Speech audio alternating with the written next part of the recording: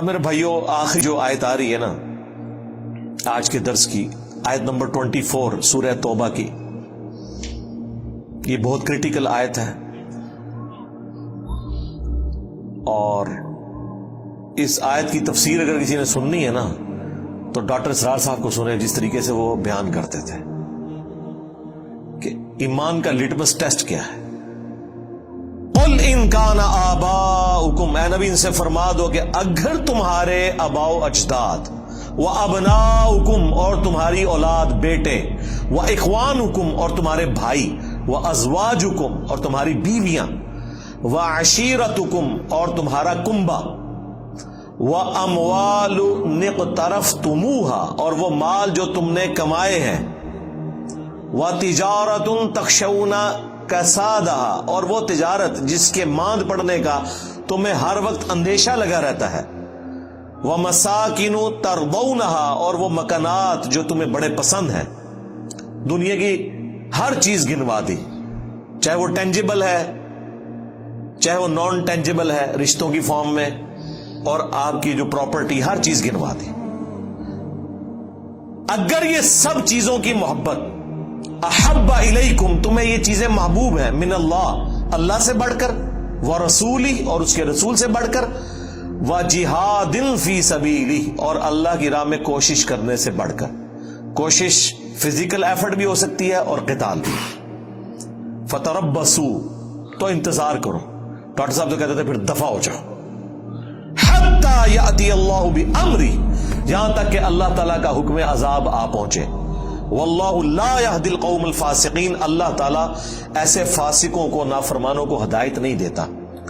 اب یہ دیکھیں، تین چیزوں کی محبت جب تک ڈومیننٹ نہیں ہو جاتی ان 8 چیزوں کے اوپر، ان کان آباؤکم تمہارے آباء و اجداد، ماں باپ، دادی دادا، نانی نانا، وابناؤکم اولادیں، اس میں پوتا پوتی بھی آگے، بیٹے بیٹیاں بھی آگے، واخوانکم اور تمہارے بھائی، ساری رشتہ داریاں، وازواجکم اور تمہاری بیویاں، وعشیرتکم اور تمہاری رشتہ داریاں جتنی بھی ہیں، اور تمہارے مال جو تم نے کمائے ہیں، اور تمہاری تجارت جس کے ماند پڑنے کا تمہیں ڈر لگا رہتا ہے، اور 8ویں چیز تمہارے مکانات، پراپرٹیز، سب کچھ آ گیا۔ یہ 8 چیزیں جب تک اللہ، اس کے رسول اور اللہ کی راہ میں کوشش، جہاد اور قتال کرنے سے بڑھ کر تمہیں محبوب ہے تو سمجھ لو تمہارا ایمان کوئی نہیں ہے۔ اور اگر اللہ اور اس کے رسول کی محبت اور قتال اور جہاد کی محبت تمہارے دل میں ان سے زیادہ ہے تو سمجھ لو تم ایمان والے ہو۔ تو یہ پتہ کیسے چلے گا؟ پتہ اس وقت چلے گا جب دونوں چیزیں مد مقابل آئیں گی۔ ویسے تو سارے کہتے ہیں جو بھی ہیں تیرے محبوب کی امت سے ہیں۔ داڑھی کی بات کرنے کہتے ہیں جی وہ بیوی نہیں رکھنے دے رہی، کوئی کہتا ہے جی ماں کہہ رہی ہے میں دودھ نہیں بخشوں گی، تو پتہ چل گیا کہ کون آگے نکل گیا۔ النبی اولا بالمؤمنین من انفسہم وازواجہ امہاتہم، نبی مومنین کی جانوں پر ان سے بڑھ کر حق رکھتے ہیں، نبی کی بیویاں امت کی مائیں ہیں۔ تو جانوں پہ اگر بڑھ کے حق ہے، جان سے بھی بڑا حق ہے، تو بات تو اسی کی ماننی ہے۔ اور اللہ کی محبت وہ تو اہل ایمان کے ایمان کی بنیاد ہے۔ والذین آمنوا اشد حبا للہ، اہل ایمان کی تو نشانی ہے کہ وہ شدید ترین والہانہ وارفتگی میں، دیوانگی میں اللہ سے محبت کرتے ہیں۔ پھر محبت کا لٹمس ٹیسٹ بھی بتا دیا گیا۔ قل ان کنتم تحبون اللہ فاتبعونی یحببکم اللہ، اے نبی تم فرما دو اگر تم اللہ سے محبت کرتے ہو نا اور اس کا دعویٰ رکھتے ہو، پھر میری پیروی کرنی ہے، پھر اللہ بھی تم سے محبت کرے گا اور تمہارے گناہوں کو بھی معاف فرما دے گا۔ یعنی رسول اللہ کی پیروی اللہ کی محبت کا لٹمس ٹیسٹ ہے۔ تو اگر اللہ کی محبت کا لٹمس ٹیسٹ یہ ہے کہ آپ نے نبی علیہ السلام کی پیروی کرنی ہے، تو نبی کی محبت کا لٹمس ٹیسٹ کیا ہے؟ میلاد کے اوپر جھنڈا چڑھانا، وہ بھی یہی ہے نا۔ اس سے بڑی محبت کا لٹمس ٹیسٹ ہے رسول اللہ کی پیروی کرنا، اور پیروی ہے اطاعت نہیں، پیروی، پیروی اور اتباع اس سے اگلا ورژن ہے۔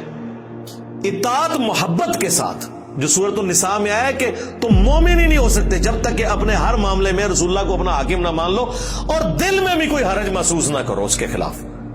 تو رسول اللہ کی اتباع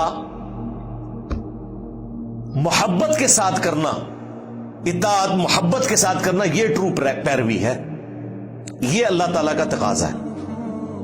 تو اللہ کی محبت کا تقاضا اگر نبی علیہ السلام کی پیروی ہے اور اتباع ہے اور محبت ہے تو ظاہر ہے نبی علیہ السلام کی محبت کا تقاضا بھی تو رسول اللہ کی پیروی ہے صلی اللہ علیہ وآلہ وسلم. ویسے تو کہتے ہیں جی بخاری مسلم میں حدیث ہے کہ 3 لوگ ہیں جنہوں نے ایمان کی حلاوت چکھ لی. نمبر 1 جو اللہ اور اس کے رسول کو سب سے بڑھ کر محبوب رکھتے ہیں.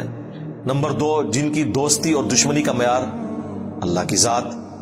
اور نمبر 3 وہ جس کے لیے اسلام چھوڑ کر کفر اختیار کرنا اتنا ہی مشکل ہو جائے جتنا زندہ آگ میں جلایا جانا، یعنی وہ آگ میں جلنے کے لیے تیار ہو جائے، دین نہ چھوڑے.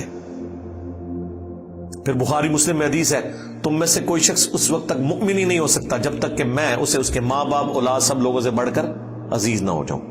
اس میں سے کچھ نکالنا بھی تو ہے نا، کیسے پتا چلے گا؟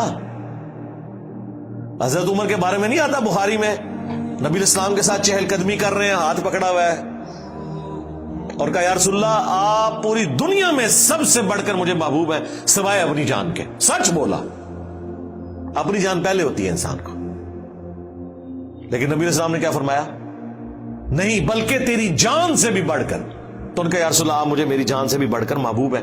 تو آپ نے فرمایا ہاں اب تیرا ایمان مکمل ہوا عمر. تو اس میں سے نکالنا کیا ہے؟ نکالنا یہ ہے کہ پوری دنیا ایک طرف ہو، اللہ کے نبی دوسری طرف ہو. آپ نے اللہ کے نبی کی بات ماننی ہے. یا میری زبان میں میرے نبی سا ہے ہی کوئی نہیں، تیرے بابے تھے شاہی کوئی نہیں، یہ مطلب ہے اس کا. یعنی ہم لوگوں کو قرآن و سنت کی تعلیمات بتاتے ہیں، یہ کہتے ہیں بزرگوں نے ہی فرمایا. جی بزرگوں کو قرآن و حدیث نہیں آتا تھا؟ جی حقیقت تو یہی ہے، لیکن یہ آپ بات سن نہیں سکتے. قرآن و حدیث نہیں آتا تھا کیونکہ دنیا دار نے کبھی چشتی رسول اللہ یا اشرف رسول اللہ کلمے کو صحیح نہیں کہا، دیندار لوگوں نے صحیح کہا ہے. تو لگتا ایسے ہی ہے کہ وہ بالکل ہی کہے گزرے تھے، عقل سے آ رہی تھے.